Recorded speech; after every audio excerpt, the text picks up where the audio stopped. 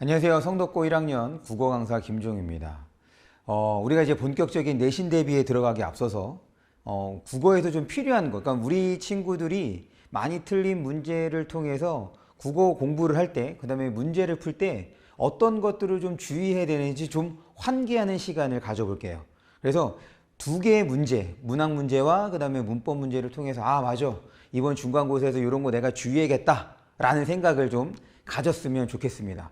다시 한번 말씀을 드리면 제가 이제 겨울방학 수업 때도 그 다음에 설명회 때도 안내한 것처럼 국어는 어떻게 공부하는지 바로 이제 자세, 태도, 습관 이것이 상당히 많이 영향을 미치는 과목이에요.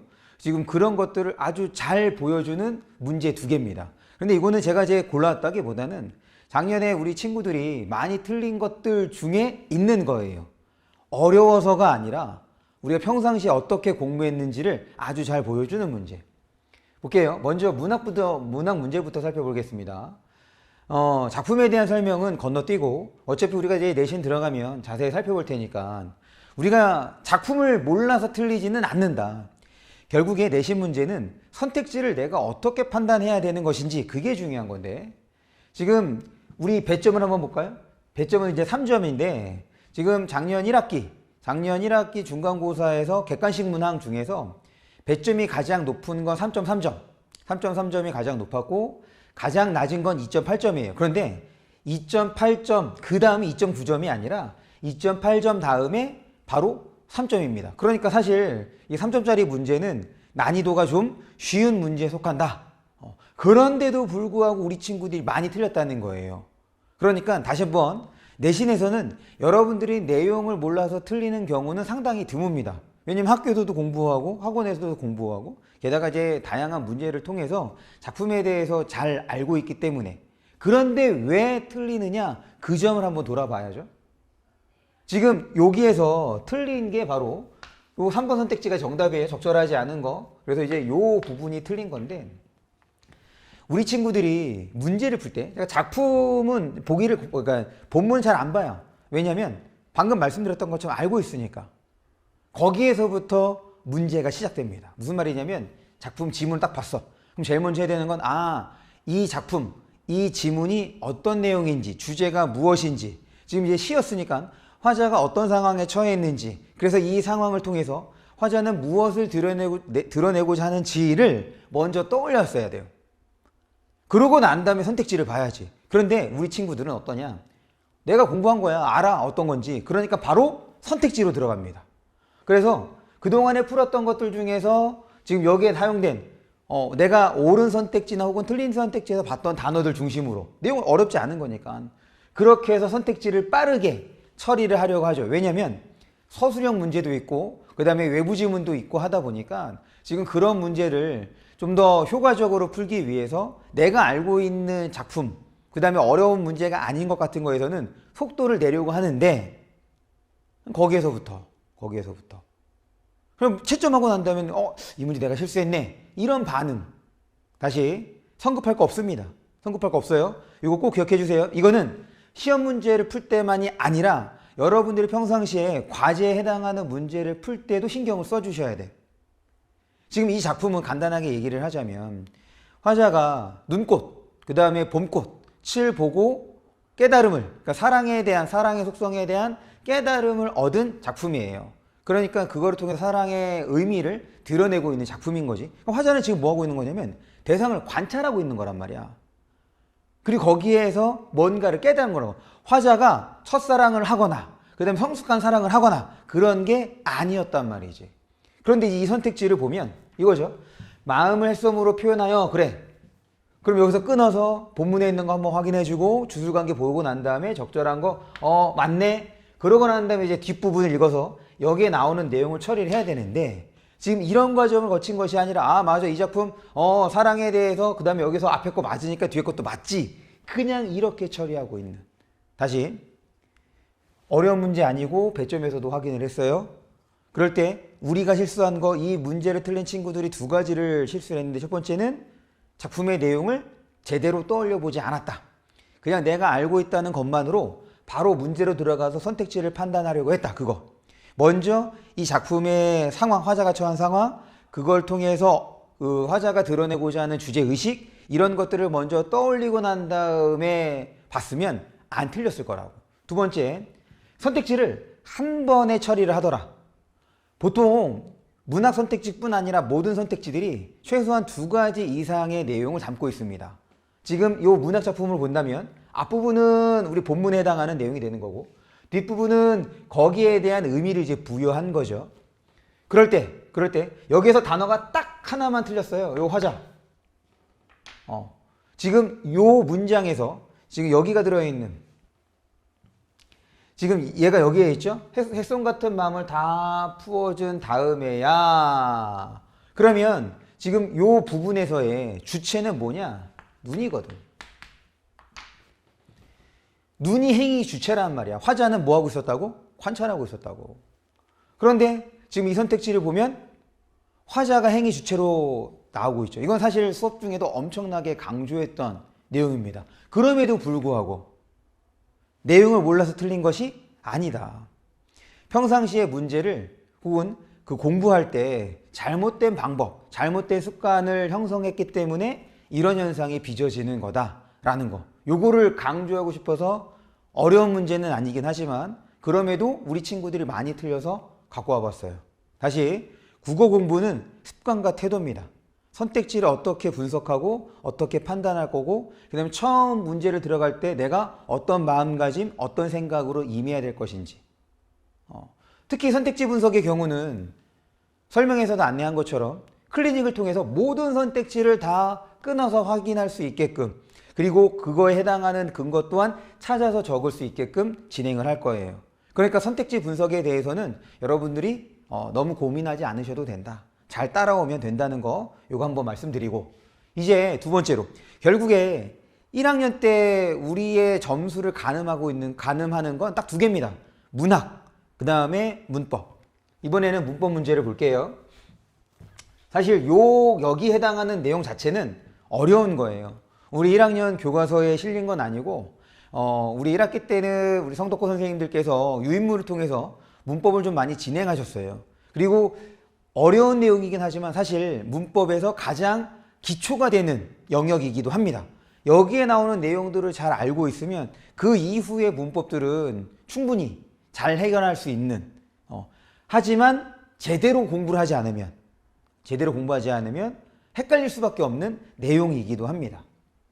그럴 때 우리가 이제 개념을 공부한다는 거는 그러니까 문제를 푸는 건 이제 문법은 두 가지 과정을 반드시 거쳐야 돼. 하나는 내용에 대한 숙지, 외우셔야죠.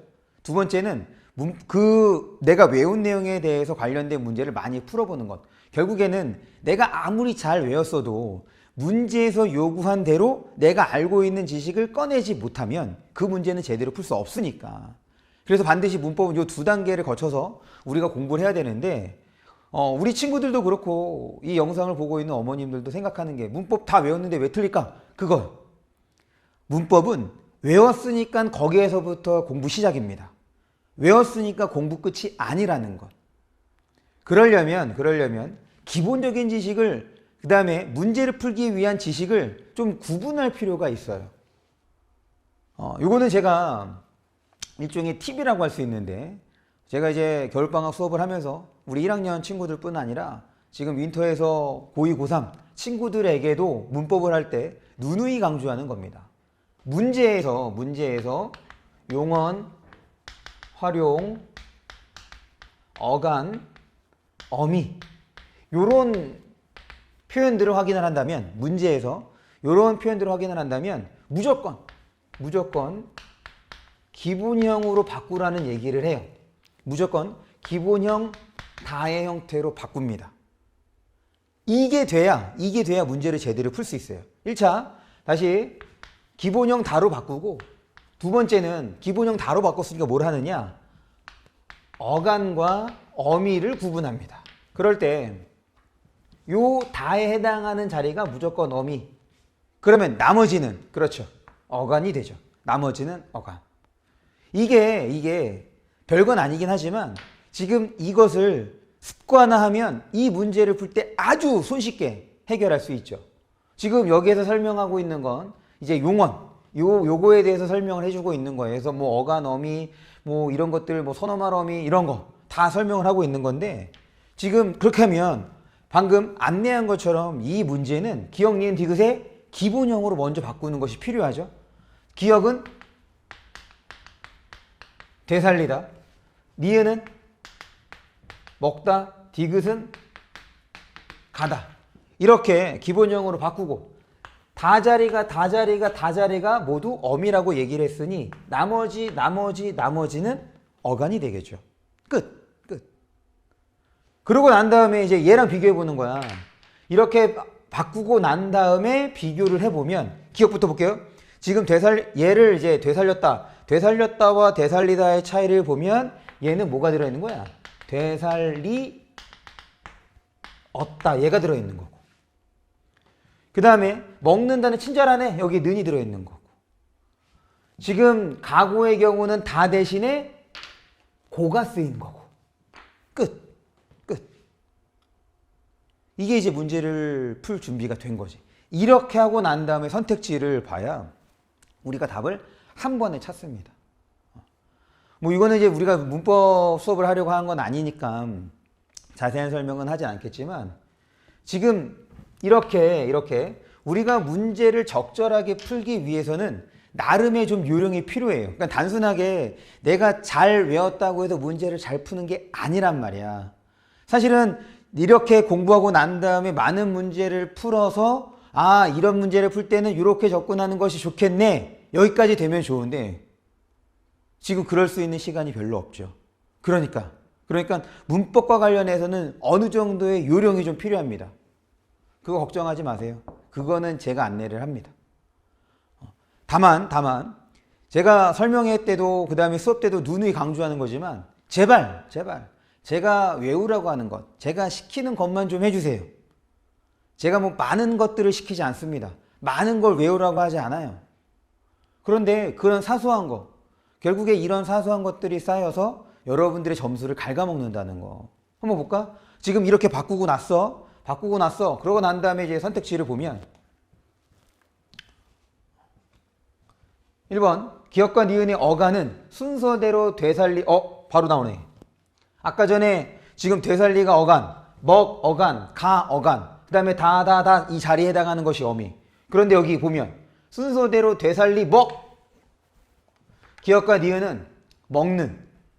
얘는 아까 뭐였어? 기본형이 먹다였잖아. 어려워 안 어려워? 안 어렵다고요. 그냥 읽어보고 선택지 따라가면서 판단해야지. 그러면 늦어. 여러분들이 알고 있는 지식을 최대한 활성화하기 위한 요령이 좀 필요하다. 그거는 문법은, 그러니까 문학하고는 조금 달라요. 문학하고는 좀 다릅니다. 문법은 여러분들이 많이 그렇게 숙달이 되기 어렵기 때문에 제가 필요한 요령은 안내를 할 거라고.